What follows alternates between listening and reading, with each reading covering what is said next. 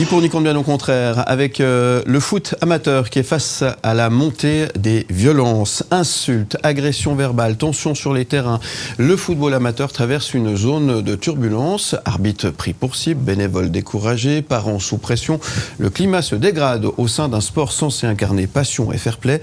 Pour comprendre les origines de ces débordements et réfléchir aux solutions, nous avons invité Dominique Fietta, président de la commission de fair play de l'association cantonale vaudoise de football. Il est notre invité ce matin. Bonjour. Bonjour. Et bienvenue. Merci d'être avec nous, Dominique Fietta. Merci d'être là pour nous aider à débattre autour de cette question. La violence gangrène-t-elle le foot amateur? C'est notre question sondage sur le site mlemedia.ch. Je vous invite d'ailleurs à jeter un petit coup d'œil à notre sondage en ligne sur le site mlemedia.ch. Oui, à 78%. Ce chiffre, Dominique Fietta, 78%, est-ce qu'il est, à votre avis, juste? Est-ce qu'il correspond à une réalité? Est-ce que vous connaissez sur le terrain, c'est le cas de le dire?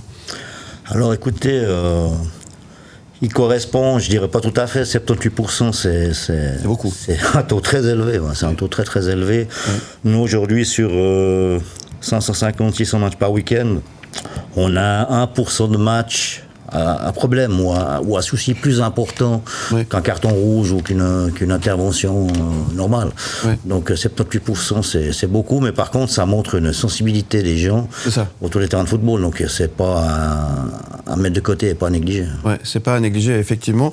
On sent qu'il y a une réelle hausse, une pression supplémentaire, et c'est peut-être pas le mot violent, c'est peut-être un peu fort, justement, mais est-ce que vous sentez qu'il y a une tension supplémentaire? Est-ce que finalement ça devient un défouloir, on est tous stressés dans la vie, etc., puis autour du terrain de foot, on vient pour se lâcher un peu? Il y a plusieurs réflexions à faire par rapport à votre question. Il y a plusieurs phases. Alors effectivement, ça peut être un défouloir pour certaines catégories de personnes. En fait, je dirais le football, c'est un petit peu le reflet de la vie actuelle.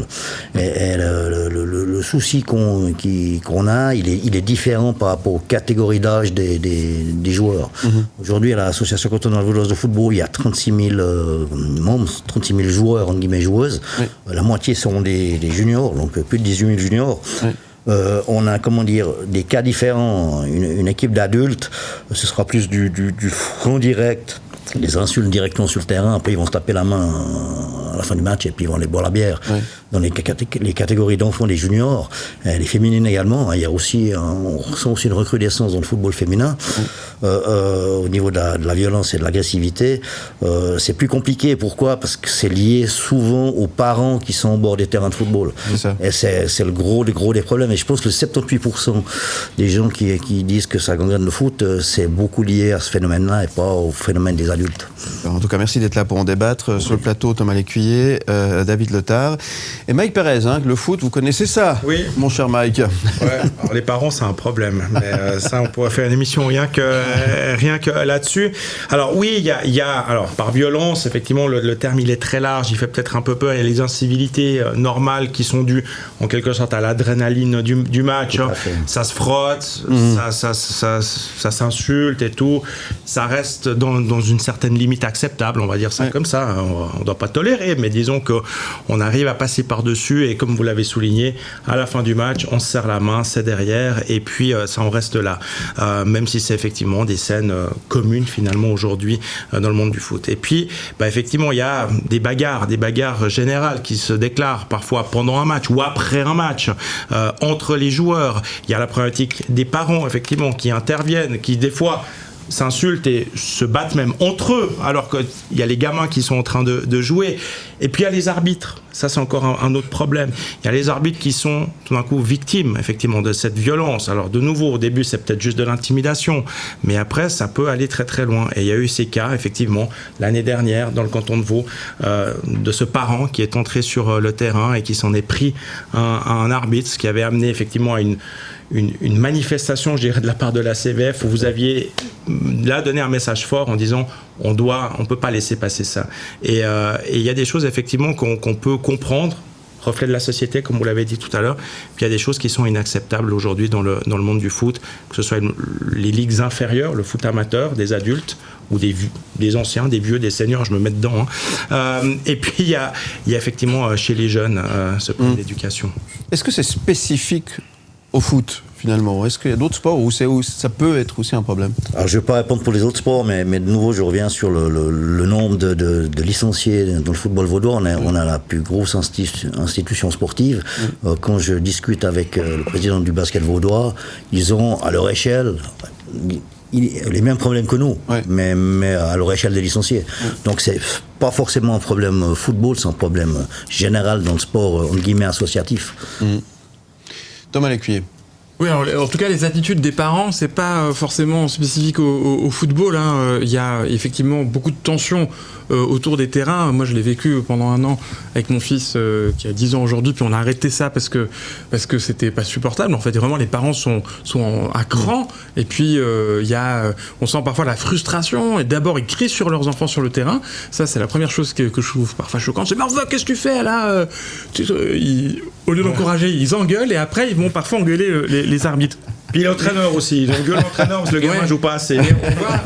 On voit que le problème des parents se répercute aussi beaucoup dans l'éducation. Il y a énormément de parents aujourd'hui qui mettent pression sur les professeurs, comme ils mettent pression sur les arbitres ou sur les entraîneurs. Puis même, une petite anecdote, j'organise des disco kids parfois dans des boîtes de nuit lausannoises, et on a été obligé de mettre des agents de sécu dans la boîte de nuit, parce que le dimanche après-midi, quand il y a 200 enfants, c'est pas les enfants qui posent problème, mais c'est les parents. On a eu des parents qui sont bagarrés parce qu'il y a eu une petite anicroche entre 2 enfants, et c'est les parents qui en sont venus aux mains parce qu'il y avait eu 2 enfants qui s'étaient un peu battus. Donc je pense qu'il y a un vrai problème de comportement des parents aujourd'hui, d'une manière générale, et pas qu'autour des terrains de foot. Mais alors, est-ce que c'est nouveau comme phénomène? Est-ce que ça existait déjà avant ça? Ou est-ce que ça s'est amplifié? Est-ce que ça a changé? Alors je pense que c'est pas nouveau. Je pense qu'au contraire, alors ça amplifié peut-être un peu, mais il y avait déjà ce genre de soucis. La grande différence, c'est qu'il n'y avait pas tous ces médias, il n'y avait pas tout ce qui se passe aujourd'hui via Internet, via les réseaux sociaux. Aujourd'hui, la moindre infraction, le moindre écart qui se passe sur un terrain de football ou ailleurs dans la vie, c'est tout de suite sur les réseaux, c'est tout de suite sur les plateformes. Et ça comment dire, ça anime, ça enrichit dans le mauvais sens, entre guillemets, ce phénomène. Donc on en parlerait plus. C'est ça qui fait que finalement, bien sûr. il m'a un peu anxiogène autour de cette question, finalement. La violence gangrène-t-elle le foot amateur? Ça pourrait expliquer ce genre de chiffres, de résultats qu'on a. D'ailleurs, je vous invite à jeter un petit coup d'œil à l'évolution du sondage depuis le début de l'émission. 73%, c'est un petit peu bougé depuis tout à l'heure. Vous dites oui, continuez de donner votre avis. Je vous rappelle que vous pouvez donner votre avis en répondant à cette question sondage sur le site mlemedia.ch, et puis en prenant part au débat avec vos questions, vos messages que vous envoyez au 079 121 9000, messages par WhatsApp uniquement, messages écrits ou messages vocaux, ainsi que sur Instagram. On attend également vos réactions. On en parle ce matin avec Dominique Fietta, président de la commission Fair Play de l'association cantonale vaudoise de football. Il est notre invité. On vous retrouve juste après la pause, c'est-à-dire dans moins de 2 minutes. Ni pour, ni contre, bien au contraire. Avec notre invité ce matin, Dominique Fietta, président de la commission Fair Play de l'association cantonale vaudoise de football. Il est notre invité. Le foot amateur face à la montée des violences. La violence gangrène-t-elle le foot amateur? Je vous rappelle que c'est notre question sondage sur le site mlemedia.ch. Nous avons reçu quelques messages via notre numéro WhatsApp au 079 121 9000. Je vous propose de les écouter, puis on pourra revenir sur ce qui va être dit. Écoutez bien. Bon, moi, je peux parler un petit peu de mon cas parce que c'est vrai que je suis quelqu'un qui évolue un petit peu dans le football amateur puisque je fais du foot depuis quelques années. On a vu effectivement par moments des comportements qui n'étaient pas appropriés, qui étaient déplacés vis-à-vis des arbitres surtout. Ça arrive. C'est vrai que peut-être un peu plus qu'à une époque, mais je crois qu'il y a des abrutis, mais partout. Et aujourd'hui, le foot amateur, comme le sport amateur en général, la plupart du temps est respectable. Alors, effectivement, je trouve qu'il y a beaucoup de violence dans le football amateur.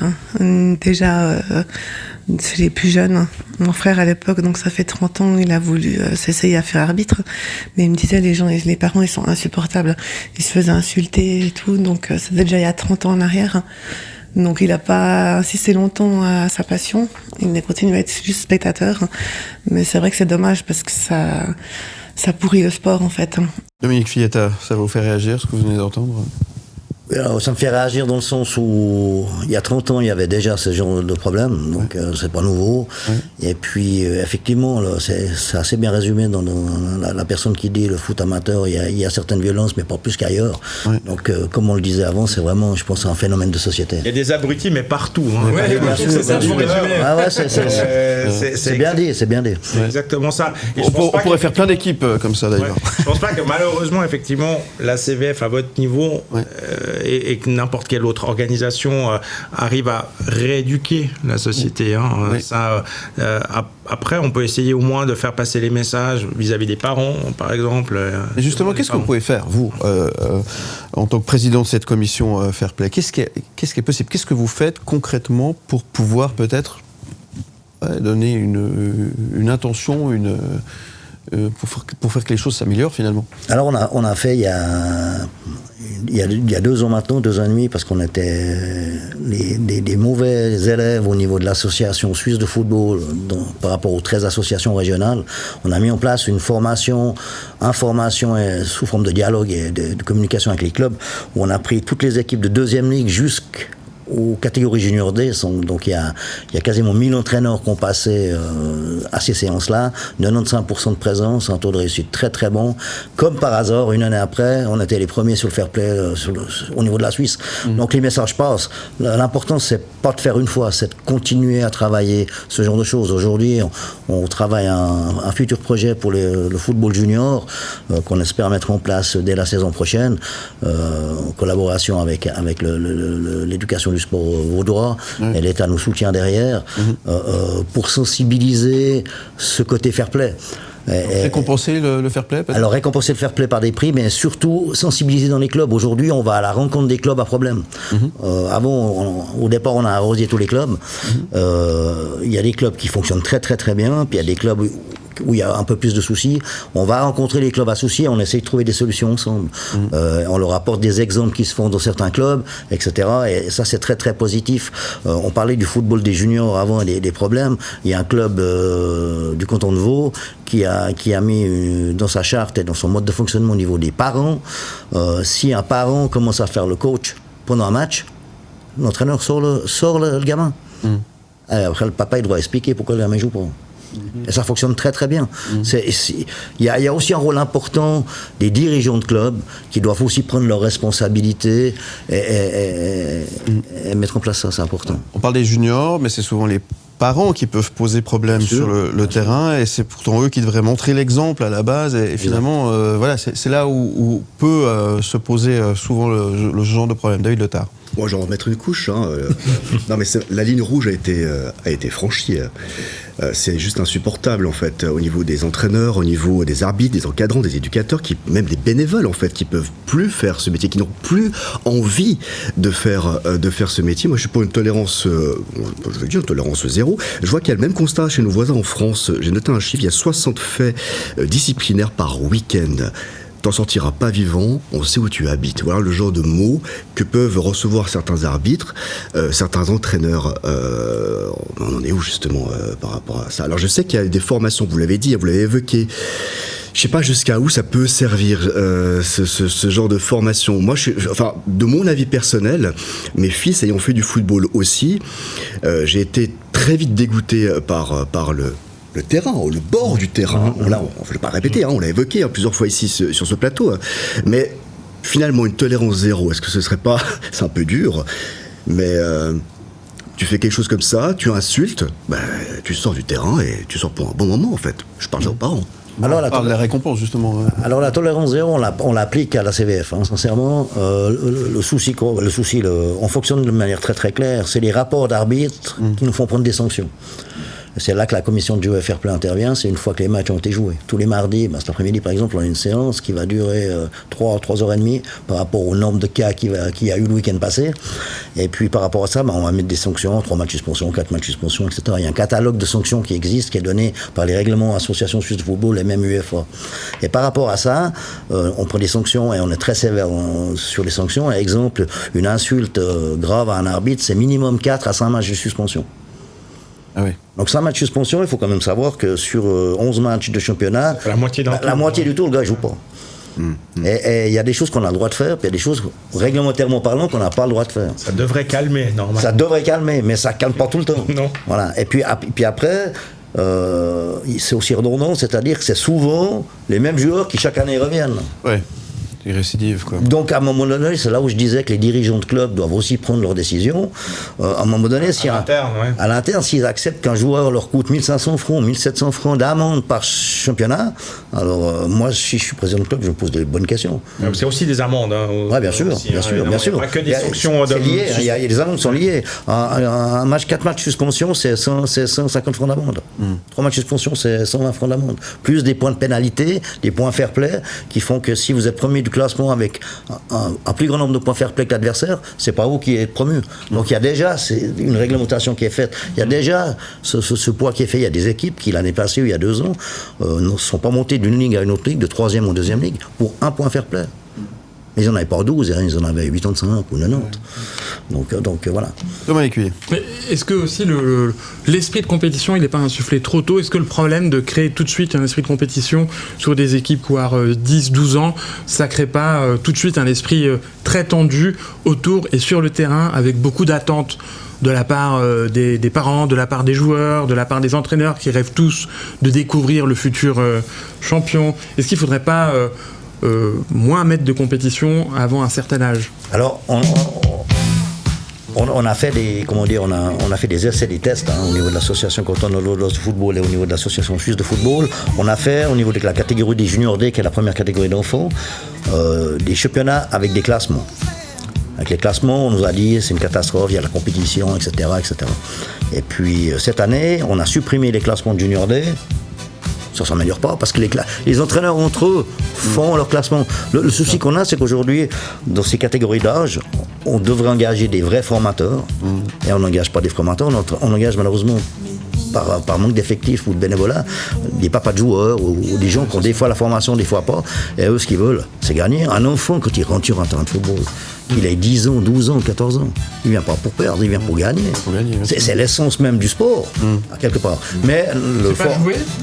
Alors c'est jouer, mais c'est bien sûr que c'est jouer, mais c'est participer, mais l'enfant... Si possible de gagner. Si possible, c'est de gagner, mais après c'est le boulot des formateurs. C'est ce qui motive. C'est le boulot des formateurs. Évidemment. En tout cas, merci Dominique Villetta. Je rappelle que vous êtes président de la commission Fair Play de l'association cantonale vaudoise de football. Merci d'être venu débattre avec nous autour de cette question. La violence gangrène-t-elle le foot amateur? On l'a vu, au niveau du sentiment, on a l'impression que les gens pensent que c'est... comme disait David, on a franchi la ligne rouge. Oui, elle était carrément franchie. On a reçu quelques messages également sur notre plateforme Instagram. Thomas Lécuyer, vous avez fait le modérateur, on vous écoute. Oui, qui confirme d'ailleurs ce sentiment. Aurélien nous écrit: tant qu'on continuera à rêver de faire de nos gamins des pros à 12 ans, il y aura de la pression, de la rage et des débordements. Le problème, c'est pas le foot, c'est l'obsession de la réussite. Vous êtes d'accord avec ça, Dominique Villetta? Totalement d'accord avec ça. Ouais. Mireille nous pose la question: et si on arrêtait carrément les compétitions jusqu'à un certain âge? On en parlait tout à l'heure, juste du jeu, sans classement, sans trophée, moins d'enjeux et donc moins de tension. Ça marcherait pas, ça. Ça marcherait pas. Vous venez, on en a déjà parlé tout à l'heure. Et Zach enfin finit par dire, faut le dire clairement, certains clubs ferment les yeux pour ne pas perdre de bons joueurs, même quand les parents hurlent ou que le gamin insulte l'arbitre. À force de tolérer l'intolérable, on fabrique le problème. Alors, on sent qu'il y a des enjeux comme ça. On veut la gagne, on la veut. Ouais, bien sûr. Plus que tout, c'est le moteur quand même. C'est le moteur, c'est la victoire, c'est la promotion de l'enfant, ou même la promotion au niveau des actifs. Mais je peux plus comprendre au niveau du football des actifs, mais au niveau des juniors, on devrait garder cet esprit formation. Même si on a un football élitiste parce qu'on aimerait aller le plus haut possible. Mais on doit rester dans les normes, guillemets. De nouveau, je répète, les encadrants et les dirigeants de clubs ont aussi un rôle très très important à jouer. Donc ça se passe bien aussi avec le 90% des clubs, on est bien d'accord. Le mot de la fin, il vous appartient. Que dire? Qu'est-ce que vous avez envie peut-être de glisser dans l'oreille de nos auditeurs et téléspectateurs ce matin avant de terminer ce débat? Disons, alors, ce que j'ai envie de dire, c'est que nous, on a un message très clair au niveau de l'association cantonale vaudoise de football. Monsieur a parlé de tolérance zéro, on applique la tolérance zéro. Vous pourrez le constater dans le futur et dans les prochaines années. On a le soutien du canton. Ce qui me rassure, c'est quand il y a des gros cas, des cas très très lourds. Maintenant, de plus en plus de personnes vont déposer plainte pénale. Donc, on doit scinder le sportif et le pénal, mais on voit que le pénal nous suit dans les décisions. Donc, ça rassure et ça rassure peut-être aussi les joueurs et les arbitres en particulier. Et puis on va rien lâcher, on va continuer à parler de fair play au quotidien. On va continuer à faire des formations, des sensibilisations, on va s'approcher des clubs. On a à l'écoute de tous les problèmes, mais il faut aussi que les gens viennent à nous et qu'on arrête de temps en temps de faire un peu d'omerta, parce que malheureusement, il y a aussi beaucoup de problèmes qui reviennent pas jusqu'à nous, parce qu'ils ont peur justement des sanctions. Et j'ai un club qui a pris des décisions il y a 2 ans, qui a dénoncé des cas de violence pendant un match, une mi-temps d'un match, à l'intérieur de leur club. Je dis chapeau à ce club-là, parce qu'ils ont pris les bonnes décisions, mais ils ont aussi éliminé, entre guillemets, les vers de leurs fruits. Et aujourd'hui, c'est un club qui fonctionne très très bien au niveau du fair play. Et c'est dans ce sens-là qu'on doit aller. Toutes les personnes auront le soutien de l'association cantonale. En tant que président, vous avez de quoi faire, hein? On a de quoi faire, bien sûr. Mais de nouveau, 99% des matchs se passent bien. Ouais. Merci beaucoup, Dominique Fillette, président de la commission Fair Play de l'association cantonale vaudoise de football. Merci beaucoup d'être venu débattre avec nous sur ce sujet. Thomas Lécuyer, vous avez 20 secondes. Oui, je pense que l'enjeu principal de tous ces sujets, c'est le respect. Il faut réinstaurer une forme de respect, le respect de la fonction, le respect de la position, le respect de l'entraîneur, du professeur, de la personne qui détient l'autorité, ou en tout cas qui détient le savoir. Et ça, c'est quelque chose qu'il faut remettre en place absolument partout. Merci Thomas. David Letard. J'adore le sport, j'adore ce sport, le foot. Mais des fois, c'est un sport à la con, c'est pas possible. Même entre nous, les joueurs, on s'insulte. Non, faut le faire quand même. D'ailleurs, j'ai quitté ce sport parce qu'on s'insultait entre joueurs de la même équipe. Là aussi, je pense qu'il y a un travail à faire. Et je rappelle qu'il y a ce soir, on s'en fout à Épalinges, sur le même terrain où je me suis fait insulter par la propre équipe. Et je me réjouis d'aller à 18h30. On s'en fout de grands conseils contre des personnes en situation de handicap. Ça va être un beau match. Et je suis très content, monsieur, ce que vous avez pu dire. Parce que moi, par rapport à mes enfants, c'était il y a plusieurs années, et je suis content qu'il y a eu des résultats par rapport à ça, par rapport à cette tolérance zéro, ce qui est encourageant. Merci David. Mike Pérez, pour terminer. Ouais, je retiens que 99% des matchs se passent bien. Donc voilà, il faut aussi effectivement se dire que c'est une minorité qu'il faut pas négliger, hein, faut pas fermer les yeux dessus. Et ouais, rendez-vous, c'est vrai, vous faites bien de le rappeler, David. Ce soir, on s'en fout. Allez prendre exemple sur ceux qui vont jouer ce soir à Épalinges. Il y aura du fair play, effectivement. Bien, les amis, demain, cette question sondage d'ailleurs, en ligne dès maintenant sur le site mblemedia.ch. Êtes-vous prêt à passer au DAB+? Alors, effectivement, si vous êtes en train de nous écouter à la radio, cette question n'a pas forcément de sens. Par contre, si vous nous regardez à la télévision, ça a du sens. Hein. Êtes-vous prêt à passer au DAB+? On va en parler demain avec Philippe Zanot, président du groupement des radios régionales romandes, du RRR comme on dit, et Damien Corti, directeur par intérim des opérations de la RTS. Ils seront tous les deux sur ce plateau demain pour parler de ce phénomène DAB+. Est-ce bien? Est-ce une connerie? On va en parler plus précisément demain ouvertement autour de cette table. On en débattra avec eux, avec nos chroniqueurs et avec vous. On attend vos réactions. Hein. Donnez votre avis sur le site mblemedia.ch et puis réagissez également via notre numéro WhatsApp à votre disposition, le 079 121 9000, messages écrits, messages vocaux, et sur Instagram également, ça marche très très bien. C'est un sujet qui nous touche personnellement et je peux vous dire que moi j'ai 15 000 questions à poser à nos interlocuteurs demain et qu'on aura du sujet à mettre sur la table. Mais c'est sur quelle fréquence alors? C'est un WhatsApp, c'est un message WhatsApp. Sécurité, bonjour, est-ce que vous pouvez évacuer le plateau s'il vous plaît? Et merci, je vous rappelle que vous retrouvez du fair play s'il vous plaît. Je vous rappelle que vous retrouvez cette émission en podcast et en image sur le site mblemedia.ch. Dans un instant, on va parler gastronomie. Vous restez avec nous. À tous. Où tu veux,